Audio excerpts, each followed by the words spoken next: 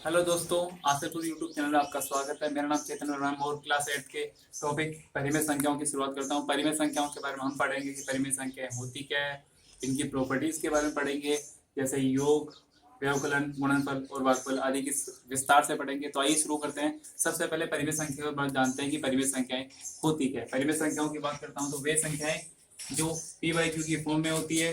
P और Q belongs to, यहाँ इसका मतलब होता है कि दोनों संख्याएं पी और क्यू मान क्या होना चाहिए, पूर्णांक। पूर्णांक क्या होते हैं? पूर्णांक हमारे ये होते हैं जो 0 1 2 3 4 इधर -1 -2 -3 -4, ये हमारे होते हैं पूर्णांक संख्याएं। तो पी और क्यू पूर्णांक होना चाहिए और क्यू का मान कभी 0 नहीं होना चाहिए, क्योंकि इस जगह अगर क्यू का मान 0 हो गया तो ये चीज कभी पॉसिबल नहीं होगी। तो ये हमारी होगी पहली बात। इसके बाद बात करता हूँ मैं इसके गुणधर्मों की। तो सबसे पहले बात करता हूँ योग के लिए। योग के लिए समरूपता की प्रॉपर्टी होती है, जब भी किसी परिमेय संख्या को दूसरी परिमेय संख्या में जोड़ा जाता है तो हमें जो परिणाम मिलता है वो भी हमारा एक परिमेय संख्या ही आता है। क्रम विनिमयता की बात करता हूँ कि जब भी दो परिमेय संख्याओं को पहली संख्या को दूसरी संख्या में या दूसरी संख्या को पहली संख्या में जोड़े तो परिणाम हमारा समान आएगा। मैं बात करता हूँ साचर्यता की, तो दो या दो से अधिक परिमेय संख्या को जोड़ा जाए अलग अलग ग्रुप बना के तो वो भी हमारा समान आता है। आइए बताते हैं आपको कैसे करते हैं। सबसे पहले समरूपता की बात है। समरूपता की ये होती है कि जैसे मैंने एक नंबर ले लिया पी बाई क्यू और एक ले लिया आर बाई एस, ये मेरी दो परिमेय संख्या हो गई, इनका मैं योग कर रहा हूँ तो जो इनका मेरे को परिणाम मिलेगा वो मेरा हो जाएगा क्यू एस। ये जो मेरे को परिणाम मिलेगा ये भी मेरा एक क्या होगा, एक परिमेय संख्या ही होगा। इसके बाद बात करता हूँ क्रम विनिमयता की।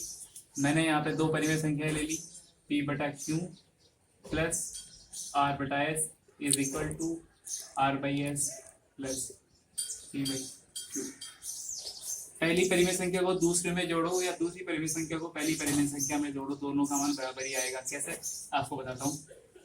2/3 और 1/5 बराबर 1/5 प्लस 2/3। इनका लघुत्तम लूंगा तो हो जाएगा मेरा 15।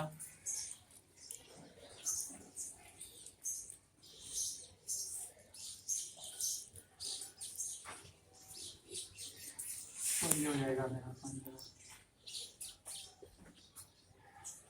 क्या मेरा दोनों समान आ रहे हैं? हाँ, मेरे दोनों समान आ रहे हैं। तो ये मेरी प्रॉपर्टी यहाँ पे लागू हो गई।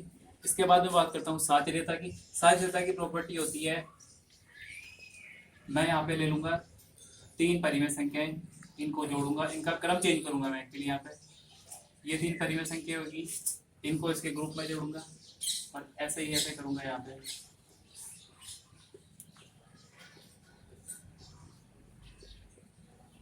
जिस प्रकार मैंने क्रम विनिमयता की उसी प्रकार यहाँ पे ये नियम भी लागू होगा। कैसे होगा आपको एग्जांपल के माध्यम से बताता हूँ। जैसे हो गया 1/2, 2/3, 3/4, यहाँ पे ये ग्रुप हो गया इसका, ये हो गया 1/2, 2/3 और ये हो जाएगा 3/4। तो इसको सोल्व करूंगा तो ये कितना आ जाएगा 12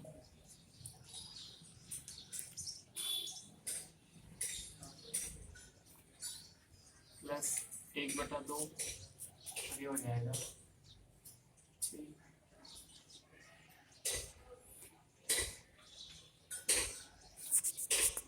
ये हो जाएगा मेरा 17/12 प्लस 1/2।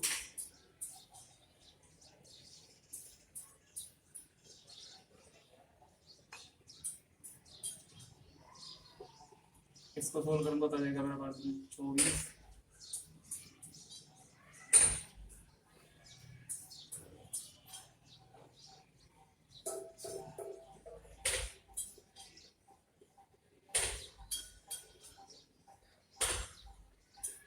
और जब मैं इसको सोल्व करूँ तो हो जाएगा मेरा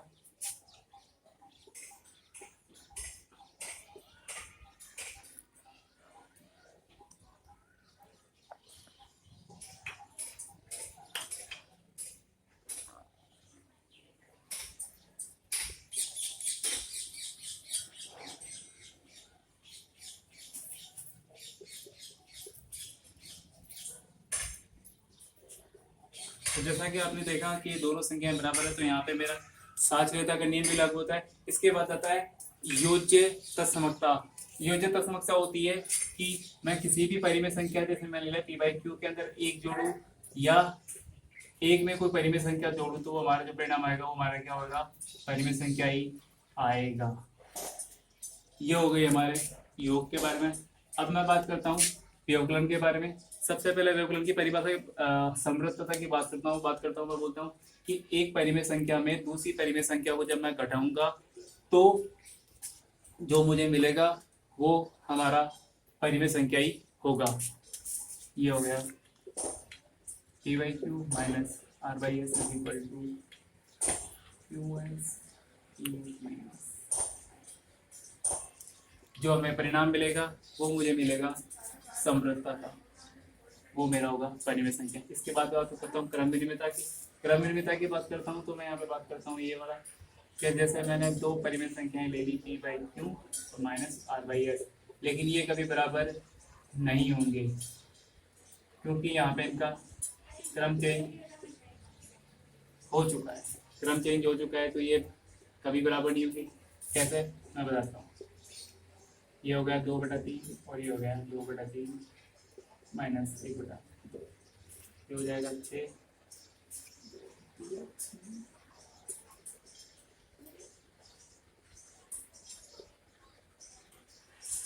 ये होएगा मेरा माइनस का 1/6 और ये हो जाएगा 1/6।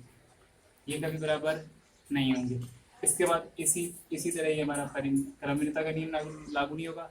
अगर क्रमविनिमयता का नियम लागू नहीं होता है तो यहाँ पे मेरा साझेदाता का नियम भी लागू नहीं होगा, क्योंकि यहाँ पे मैंने दो परिमेय संख्या को घटाया, हम यहाँ पे 3 का करेंगे। बताता हूँ। ये हो गई मेरी 3 परिमेय संख्याएं।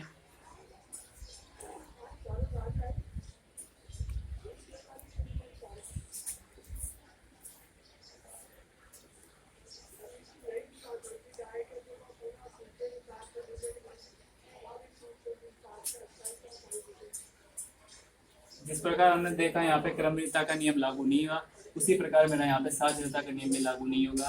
तो आपने देखा ये व्यवकलन के बारे में गुणधर्म हो गया। अब मैं बात करता हूँ गुणनफल के बारे में। गुणनफल की प्रॉपर्टी देखते हैं। तो आइए शुरू करते हैं गुणनफल के बारे में। हम बात करते हैं गुणनफल के गुणधर्म की बात करते हैं। तो सबसे पहले बात करते हैं समृद्धता की।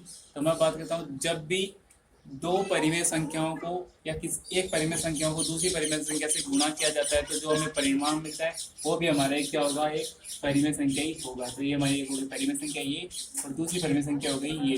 जब मैं इन दोनों को गुणा करूंगा तो जो मुझे परिणाम मिलेगा वो मेरा मिलेगा क्या, मेरे को एक परिमेय संख्या।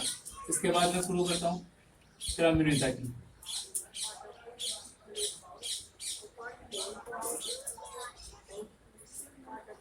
क्रमविनिमयता का मतलब होता है कि जब मैं एक परिमेय संख्या को दूसरी परिमेय संख्या से गुणा करता हूँ या दूसरी परिमेय संख्या को पहली परिमेय संख्या से गुणा करता हूँ तो रिजल्ट क्या आएगा, सेम आएगा। कैसे, ये मेरी एक परिमेय संख्या हो गई और ये एक मेरी परिमेय संख्या हो गई। अब मैं करता है इसको एग्जाम्पल के माध्यम से। हो गया 1/2 3/4 या 3/4 को करो आप 1/2 से, रिजल्ट क्या आएगा, सेम आएगा। ये हो जाएगा मेरा 3/8 और हो जाएगा मेरा 3/8 सेम है। अब मैं बात करता हूँ साचर्यता की। 1 मिनट दबा दिया। अब मैं बात करता हूँ साचर्यता की नियम की। साचर्यता के नियम की बात करता हूँ तो जब मैं दो या दो से अधिक परिमेय संख्या को गुणा करता हूँ तो ये हो गया मेरा p/2 r/s p/u ग्रुपिंग के थ्रू, तो ये मेरा हो जाएगा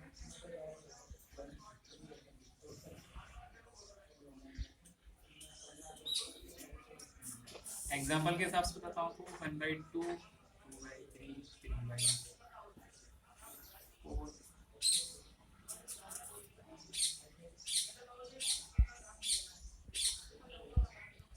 सबसे पहले इस ग्रुप को सोल्व करते हैं, फिर इस ग्रुप को सोल्व करते हैं, फिर बाद में सोल्व करते हैं। ये हो जाएगा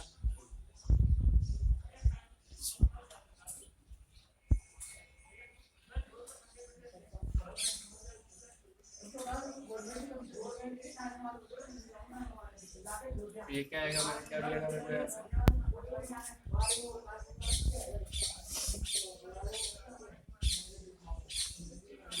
तो आपने देखा ये हमारे पे साचर्यता का नियम यहाँ पे लागू होता है। इसके बाद बात तो बंटनता की नियम की।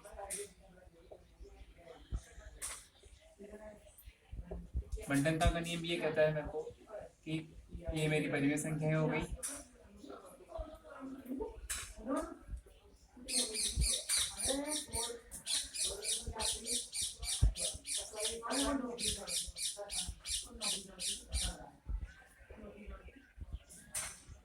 ये इस ग्रुप को अलग से सोल्व करना पड़ेगा और इसको अलग से सोल्व करना पड़ेगा जब हमारा दोनों मान समान आएगा। तो करते हैं एग्जाम्पल के माध्यम से।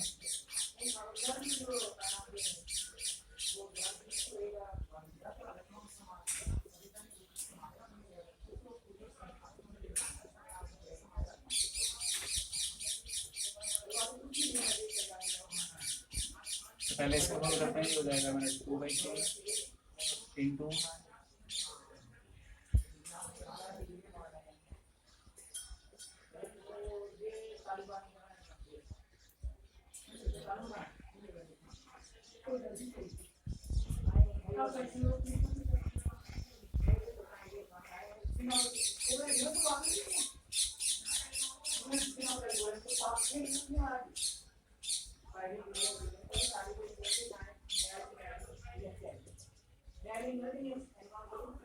तो आपने देखा कि ये भी मेरी प्रॉपर्टी यहाँ पे लागू होती है।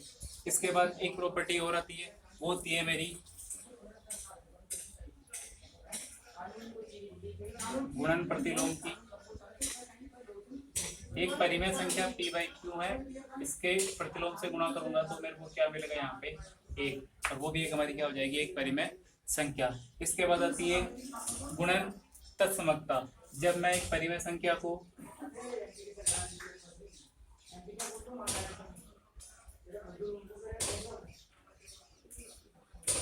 किसी परिमेय संख्या को 1 से गुणा करूंगा तो मेरे को जो परिणाम मिलेगा वो भी मेरा क्या हो जाएगा, एक परिमेय संख्या।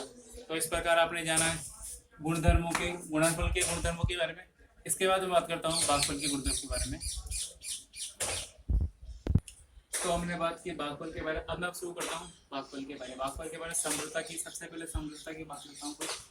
जब भी किसी परिमेय संख्या में दूसरी परिमेय संख्या का भाग देता हूँ तो जो हमें परिणाम मिलेगा वो परिणाम भी हमारा क्या हुआ, एक परिमेय संख्या। बताता हूँ आपको कैसे। ये एक परिमेय संख्या हो गई, इसमें दूसरी परिमेय संख्या का भाग दूंगा, जो मेरा परिणाम आएगा वो भी मेरा क्या आएगा, एक परिमेय संख्या ही होगा। मैं बात करता हूँ क्रम विनिमयता की। क्रम विनिमयता का नियम ये कहता है कि ये कोई परिमेय संख्या हो गई, इसमें इसका भाग दिया, और या इस दूसरी परिमेय संख्या में पहली संख्या का भाग दिया, तो यहाँ पे इनके जो भागफल होंगे वो समान नहीं होंगे हमेशा। तो यहाँ पे ये प्रॉपर्टी लागू नहीं होगी। कैसे, एग्जांपल के माध्यम से बताता हूँ। ये जैसे मैंने लिया 2/3 / 4/5 इज नॉट इक्वल टू 4/5 / 2/3। जैसे ये 2/3 हो गया, इसको मैं डिवीजन को मल्टीप्लिकेशन में कन्वर्ट करूंगा तो मेरी संख्या चेंज हो जाएगी। नॉट इक्वल टू 4/5 इंटू 3/2, तो ये हो जाएगा मेरा 10/12 नॉट इक्वल टू 12/n। तो जैसा आपने देखा क्रमविनिमयता की प्रॉपर्टी लागू नहीं हो रही है। इसी प्रकार अगर मैं बात करूँ साचर्यता की, तो जब साचर्यता की दो परिमेय संख्याओं के भागफल अगर समान नहीं आ रहे हैं तो तीन ग्रुप में समान नहीं आएंगे, क्योंकि वहाँ पे भी इनके जो ग्रुपिंग है वो डिपेंड करेगी क्वेश्चन के ऊपर।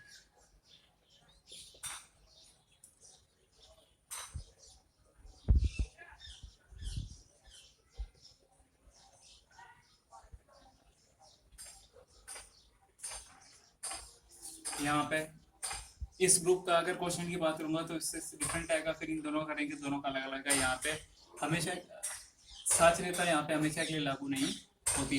अब मैं बात करता हूँ संख्या रेखा पर परिमेय संख्याओं का निरूपण।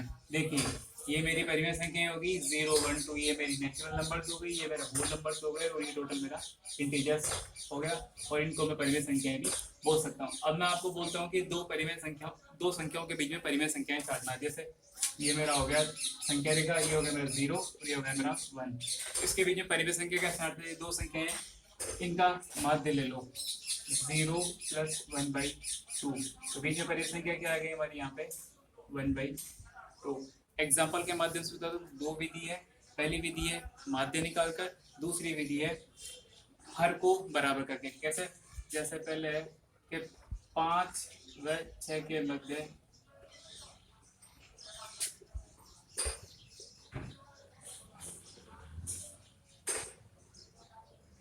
परिमेय संख्या, तो 5 और 6 का माध्य कितना होता है निकालते हैं। माध्य होता है a और 2 कोई भी संख्या है तो माध्य हो जाएगा a + b/2, क्या हो जाएगा 5 + 6/2 = 11/2। तो हमारी जो परिमेय संख्या क्या आएगी 11/2। अगर मैं दूसरी विधि की बात करता हूँ वो होती है हर को बराबर करके। यहाँ पे मेरे को बोल दिया 1/4 -1/4 व 1/4 के बीच में परिमेय संख्याएं निकालना। तो कैसे निकालूंगा? मैं इन दोनों को ऊपर नीचे अंश और हर में एक ऐसी संख्या से गुणा करूंगा कि दोनों की संख्याओं के जो हर है वो बराबर होने चाहिए। कैसे? मैं ऊपर नीचे 5 से गुणा करूंगा तो हो जाएगा -4/20 और ये हो जाएगा मेरा प्लस का 5/20। अब परिमेय संख्याएं बड़ी आसानी से निकाल लेंगे। क्या हो जाएगा? यहाँ परिमेय संख्या आ जाएगी -4/20 -3/20 -2/20 = 1/20। ये हो जाएगा मेरा 4/20 का। तो इस प्रकार मैंने परिमेय संख्या निकाल ली दो परिमेय संख्याओं के बीच में। तो दो तरीके कौन कौन से हैं? पहला तरीका हुआ माध्य निकाल कर, दूसरा तरीका हुआ मेरा हर को बराबर करके। उम्मीद है आपको ये वीडियो समझ में आएगा होगा। धन्यवाद।